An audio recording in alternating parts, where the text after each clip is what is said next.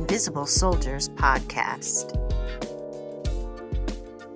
Welcome to the Invisible Soldiers podcast. I'm Corey. I'm Rebecca. And thanks to you, we're one of the fastest growing ad industry podcasts out there. This week, our guest is a well-traveled model and actor with film and theater experience. His image, voice, and acting skills have appeared in ad campaigns that have run all over the world. Christopher Gary Lawson. Welcome to the pod, brother. Thank you for having me. Thank you. It should be fun, man. You're our first actor. Like we get to hit a new part of the game, so that's exciting. I'm honored, man. Thank you for having me. Very excited. Thank you. Cool. Absolutely. Well, let's start off with Oh, sorry, Corey. Go ahead. My bad. Let's start off with where is the place that molded you, and who are the people? Let's hear a little bit about that background. I mean, definitely growing up. I mean, I was born in Brooklyn, New York, and growing up there and then experiencing all that is in New York City was definitely something that molded me. You can't not have an experience or have, just seeing so many different types of people and also just the way that I lived. We grew up very poor and kind of like in the projects, but then I got a scholarship to go to private school. So it was kind of like this dichotomy of living. So I kind of got to see so many different things, like the people in my neighborhood and also the things going on outside of my neighborhood and, pretty affluent people that I went to school with, and seeing that there's more than what I had been originally exposed to, I would say. People that molded me, my grandparents for sure. They were super well-traveled, grew up in the South, but they just had a very hard work ethic. And, they just pushed love into me consistently. Like we had a pretty large family. I've got 4 siblings and my mom was a single mom. And, like to have that layer, but then also the grandparent layer of just like instilling that I could do anything that I put my mind to was really important. I would say teachers, definitely the teachers that I experienced. Specifically, I would say my literature teachers, and just literature period, opening your imagination. And I think that's one of the greatest things that I would say that I took with me is my imagination of things that I didn't even know existed, but I, maybe you read about them and then you just you build that whole picture in your mind. So those would probably be the biggest influences. Nature would also be a huge influence. Just, I remember being like a Cub Scout and a Boy Scout and just getting out and seeing nature. And it just really inspired me to imagine and to dream. So, yeah. And what was it that sparked that interest? What sparked the interest in acting? So big imagination, well-read, amazing family. But what was it that said, I need to either be on stage or in front of the camera? I'd have to say, I guess I've always had like a really huge imagination, but also I was very introverted at the same time. So I had a lot inside of me that I wanted to put out, but I think in normal interaction wasn't really the case. But for some reason, I used to take the bus to school when I was in elementary school, and I would tell these elaborate stories. I'd make up elaborate stories and kind of play them out in front of all the other school bus kids, like things about going to summer camp, which I had never even been to summer camp yet, and like people jumping off of waterfalls and stuff like that. And, people would just kind of crowd around. And I really enjoyed kind of just seeing people around and enjoying the stories and just making them up. And it kind of just traveled on to when I was in elementary school. Also, we had a exchange program with some Australian students, and also their principal came over and we did like a few songs and stuff. You had to get cast for the show. And being on that stage really just sparked something in me. Like I got so excited from it, very nervous from it, definitely, but like just being able to put that internal imagination and energy out there really kind of, it just made me feel really good in some way. And it challenged me a great deal. So I continued to be challenged by it, but it's just really good feeling. One of the things I've noticed from the difference between like West Coast actors and East Coast actors, a lot of East Coast actors are really hardcore into the theater before they do film, right? Right. And I know you have that background too. Can you talk about that a little bit? I think it's also, that's definitely true. I think it's also the access, right? I think there's the West Coast was really predominantly known for like the film aspect of things, and the East Coast have that strong chops in theater. Like that was like the main focus. So you kind of there wasn't, when I was growing up, especially, there wasn't a lot of things being shot in New York even, or like there weren't really. I don't even know too many studios when I was young. I know there's Steiner Studios and there's the other studio in Queens, but there wasn't much of that. So you kind of had to get your chops that way. And I started out in school, in high school. I joined a theater program there in the school that I was in, and had an amazing teacher. Jennifer Fell Hayes was her name. And she really inspired me, and she referred me to another theater group, which is City Lights Youth Theater, was an annex of Carnegie Hall. So I was doing theater in school, and then I was doing theater outside of school. And it's a little more fun because you have to be a lot more present, if that makes Mm. sense. You know, like Yeah. you don't get another take. You know what I'm saying? You kind of like Yeah. Yeah. what energy that you're coming with, you kind of have to ride that. You can't all of a sudden change the energy. If this is the person that I am right now, even if I didn't feel like that's what I wanted to portray, I have to portray that now. Like I have to be present in that, and maybe tomorrow I can try it a different way, but for tonight, this is what you're gonna get. And it's really fun. I was dating someone in the past who was in a lot of Broadway shows, and it's just that energy, that energy when it flows continually is just something like from end beginning to end, you're on along that ride. And I think when you're making a film or you're making a commercial, there's so many, it's broken up into so many different parts, you know. Even when we did the commercial, it's like you're doing this one day, but it's totally out of sequence.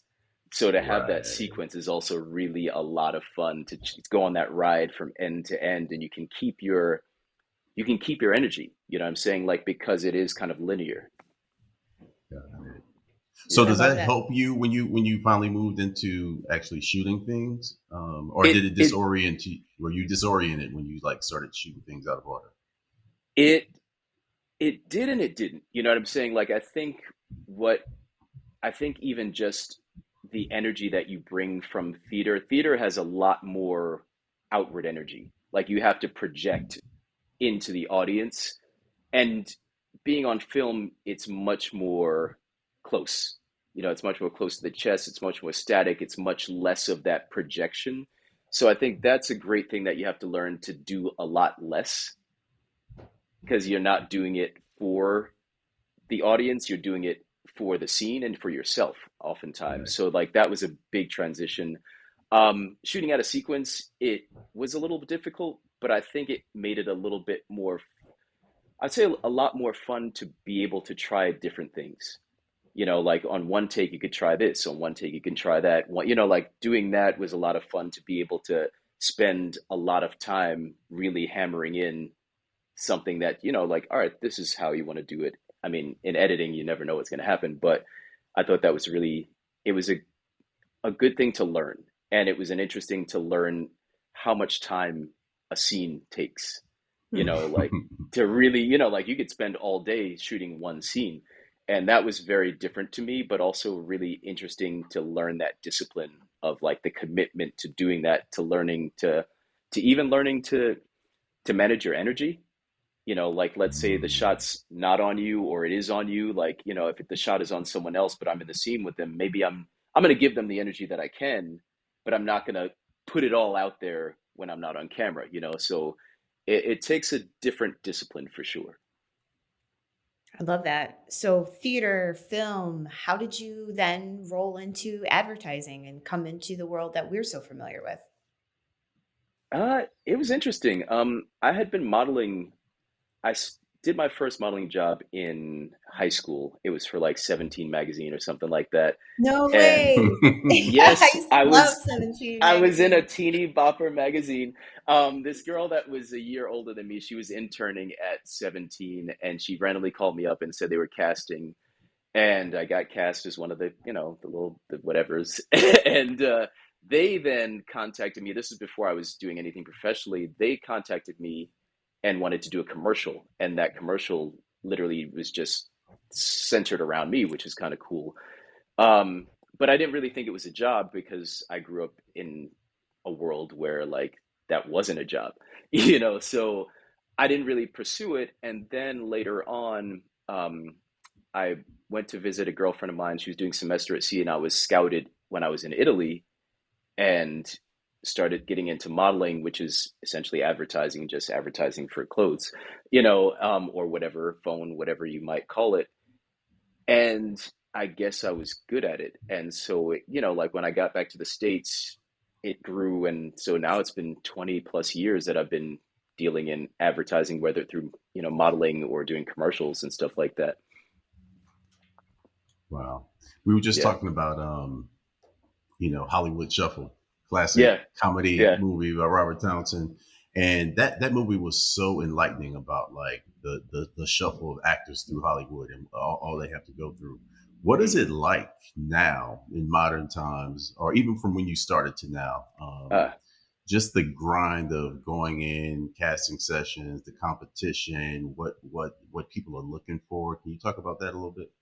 yeah. I mean, current in the current atmosphere, it's very different. Like it's extremely different where you're doing self tapes and stuff like that. But I'll start with the beginning. It was really challenging. It was really hard, and it really challenges your esteem in some ways. Mm. I know starting out, especially coming here to LA 'cause from New York, you don't know exactly where to go. You don't know, and like no one's really telling you. So you kind of have to find your management. You kind of have to find those people and hopefully go to castings and you meet people that aren't just looking at you as competition. They're looking at you like, oh, we're in this together and one of us is going to get this thing. And then you can build your, team or, like-minded individuals at your support group, essentially.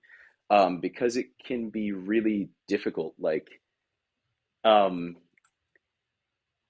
in a way that no one understands that you're working unless they see you doing something, but you're constantly working. You know, um, Mm-hmm. you're constantly getting auditions, you're constantly going out for castings, you're constantly going to classes, you're constantly doing all these things, but unless you're on something, no one understands. And it's, Right. oh, well, what are you doing now? Are you still doing this thing? It's like, no, I'm consistently doing this thing. It's just that maybe it hasn't aligned that I get the project that aligns with who I am. Um, but yeah, it's a grind, man. It's a grind, and there's no security to it. And it's really interesting to, like to want to monetize something that you do for art sake, you know what I mean? Or just creative sake, and trying to merge that too to say, all right, I'm going to make a livelihood off of something that I'm very, I'm very vulnerable in this place, you know what I'm saying? And so now there's a judgment on it because there is something of worth financially to it. So that there's automatically going to be some judgment to that. So you have to kind of have a balanced mind and understand a lot beyond the art of it, I think sometimes, where it's, some people just think, oh, I'm just doing this and it doesn't matter. Like you have to understand it's a business. And it's show business because it is a business first and foremost. And, are you marketable, which is a crazy thing. And now being African American, marketable, what that means, you know Yes. what I'm saying? What does that mean? Yeah. What does It, that mean for but you? What has uh, that meant it, for you? it means, I mean, it's You meant a know, in the lot to me. culture, we joke, right? We joke about Yeah, light skinned dudes were in at certain yeah, points, and then yeah, dark skinned dudes were in. Like, so have you experienced like literally that, like having the right 100%. look and then not having the right look? 100%. When I moved out to LA, I experienced it specifically more than any other place because in New York, I was doing great. Like I was making great money. I was living well. I just knew that I didn't want to live in New York anymore. And I knew that what I wanted to do was out here. And when I got out here, like my look wasn't a thing. Like it just wasn't a thing. I remember people like, oh well it's like a beachy look was like their code word for that. I'm like, well, what is that? Wow. So Hmm. that, and I was like, I like the beach. I came out here to be at you know what I'm saying? Like I moved to LA to be near the ocean. And it was like mixed. It was always mixed or white. And so Mm. I would have to fly back to New York every 2 weeks just so I could afford to live in LA because I had some Wow. direct bookings in New York, and like that was for the first probably first 5 years. That was That's my crazy. That's that was crazy. my livelihood was mostly made out of LA. And then it started to, as you see in advertising, as you see in in TV and film, it started to change little by little by little, and now it's, I mean, it's very different, even though it's not very different, if that makes sense. Like there's much more diversity, but there isn't also Mm. at the same time. I think, it's like you get tossed one in there, let me toss this one into this pot, or let me make this whole thing for them. What I'm saying? And so I think it's great that we have the for us stuff, but I think we're a collective of individuals, like, so it shouldn't, like, it shouldn't be so groundbreaking to do things, in casting that they should be doing, but Or should have been yeah, doing for like the last 20 years. should have been It doing, would yeah. be right. Would love to hear your thoughts on directly working with ad agencies. Like, for example, the two of you know each Hmm. other. Can you talk a little bit about that experience? And before you do, just really quickly, there was a really interesting experience that happened to Corey and some of our colleagues years ago around Uh-huh. this very thing. And so when you talk about, you would think that, or how inclusive it appears to be, but how it isn't. But would love to hear kind of like your experience there. And then Corey, obviously, jumping in with, some of the things that you've experienced as well. Yeah, it was actually awesome. It was awesome to see your face and to, like, even in the casting, like, at the fitting when you were there, and like, seeing the outfits that were wardrobe, like I was like, this is going to be something that's going to be, and explaining what the story was, I was like, this is going to be something that's going to be told in a way that's different than any other commercial that I've done.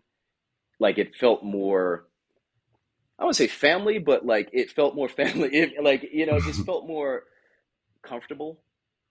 Mhm. It was the first time that I'd ever worked on a project where like it was a bunch of African Americans as the centerpiece of this thing, like, and so that was a big deal already, to just have, like, to be around our brothers together, just kind of like doing something and making something such a powerful statement. Because that doesn't, it's it's extremely rare. I will say that I've had that. I had one opportunity to do a commercial, and Melina Matsoukas, she directed it. But that was like the only other time that there was someone in a power position, you know, making things happen, and it does change the way that people work when, like, you can see someone Mm. like yourself, like if I can see someone that looks like me, I want to do more. I want to do better. I want this to be the best thing ever. I want to, like, I want to do what I can to make this thing work, because I know how hard it is for us to have those opportunities, you know what I mean? Or if we're given these opportunities, it's like, you better make the best of it, or you might not have that opportunity again.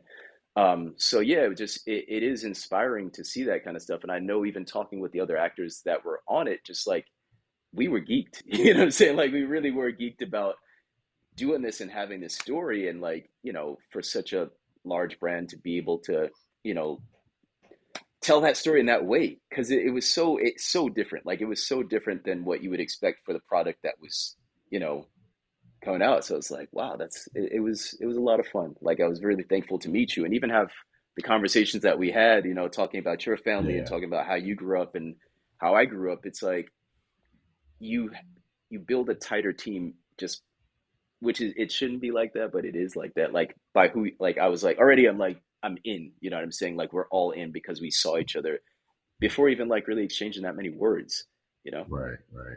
Yeah. Um, the casting part is something that we're constantly fighting for, and Hmm. trying to educate our clients on. Right.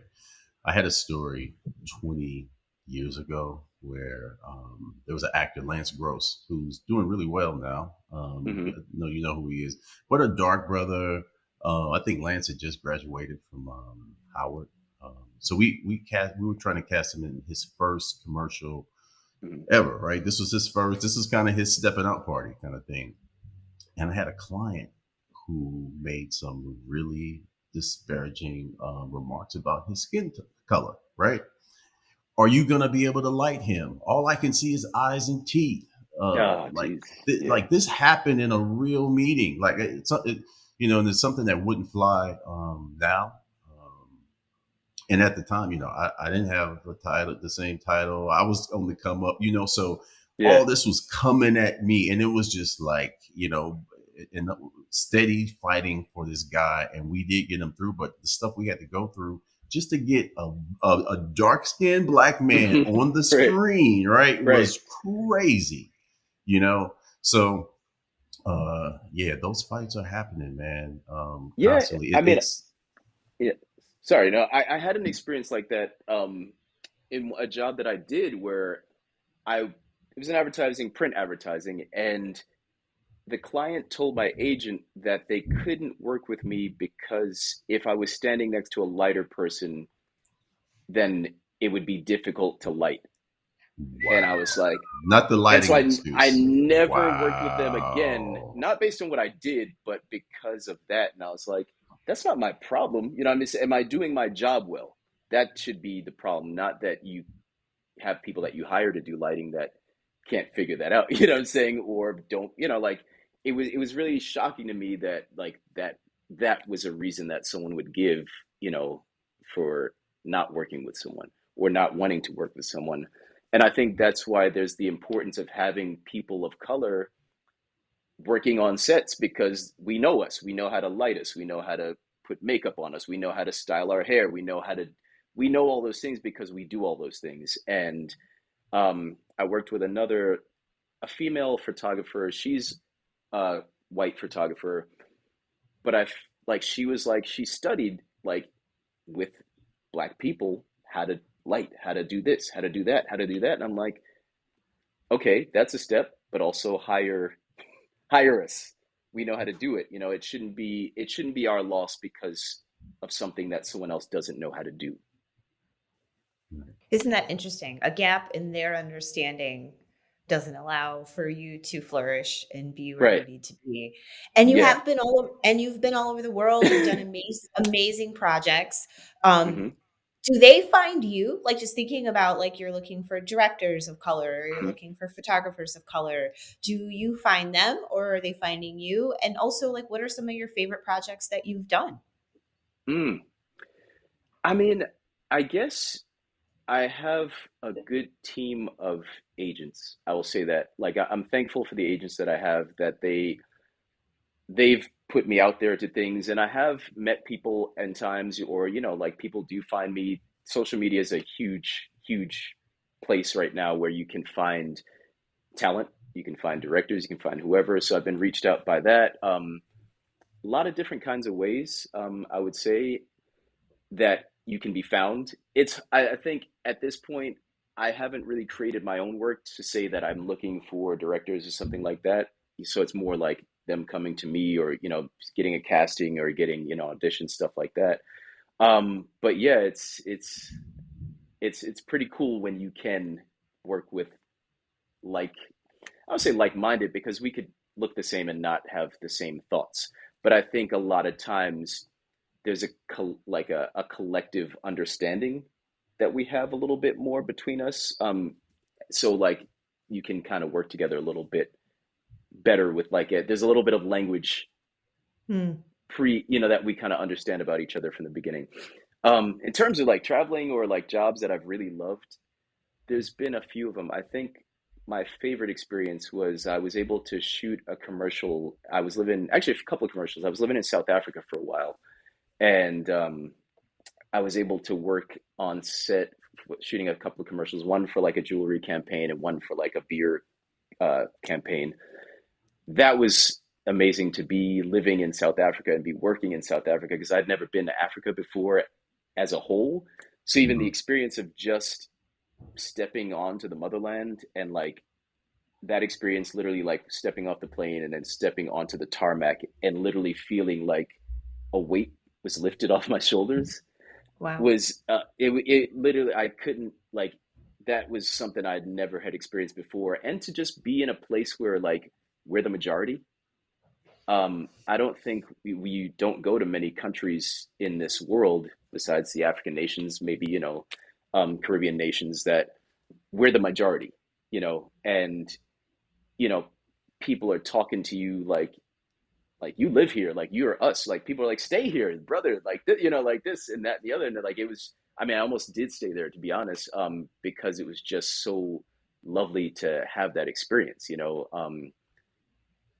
I can't like I can't stress it enough. Like it just really felt so amazing to look around and like so many different people from so many different areas, but like all us.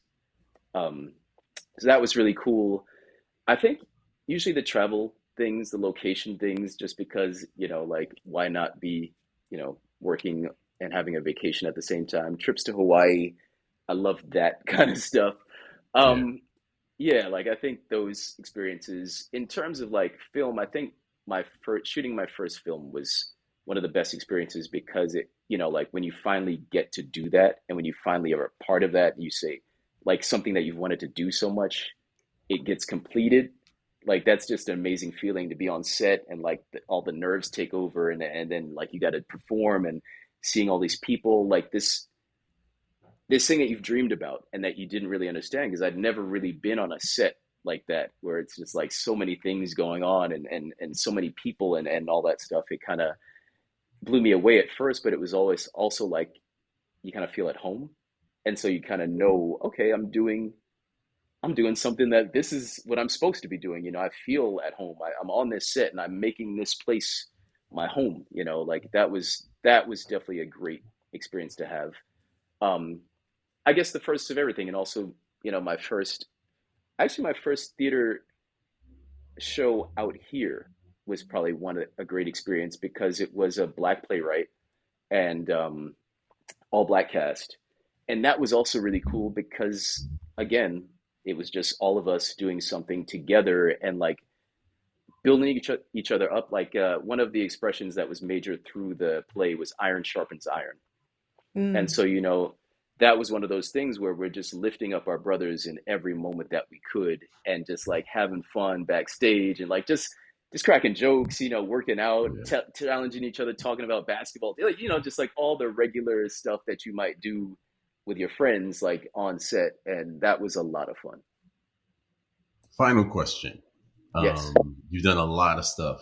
Are you Hmm. are you happy with the way your image is showing up in the world, the way the legacy that you're leaving, and the I would say the footprint that you're leaving for like other actors to kind of follow in. I will say I have a lot more to do in that way, but I think for what I've done in the collection of modeling and acting, um considering how far, like I started doing this 20-25 years ago, almost 20 years, somewhere along that line, which dates me because but I think like it's been amazing to see the progressions, and it's amazing to like I remember I was doing a mentorship at Martin Luther King Elementary down in South Central here in LA, and at some point, we were doing collages, like vision board collages. And so we had all these magazines, and one of the kids turns a page, and in the magazine is an ad that I did. And like, it was just, and it was beautiful. Like that child now, like, he's like, and I'm like, yeah, like you can do that thing. If that's what you want to do, you can do it. And I didn't have anybody telling me that. I didn't know that like one, modeling was a job, period. I didn't know that I could get into advertising. Like my granddad was like, get a job for the city. Like that was kind of like get a good job so you can Yeah. retire, like that's kind of like that mentality. So it's really hard for creatives, period, because it's like, depending on how you grew up and like that traditional, like conservative, we just want you to like have a good job. And like, there's a struggle in being a creative a lot of times in that initial thing. Um, like it can be very hard and no one can initially believe in it because they never seen it, so it's hard for them to believe in what you're doing. um Another random story off the side is I remember I moved out here, but it was initially I was just out here for a little while, so I was still getting my mail sent to my grandparents' house, like my major mail, because I just didn't, just in case I moved to somewhere else. And my grandmom, of course, being nosy, she opened my, like, she'd always be like, you should get a job doing, get a job, just get a secure job. And she opened my bank statement. And she was like, Mm. I knew that I had made Baby, it because you she was, got a yeah, job.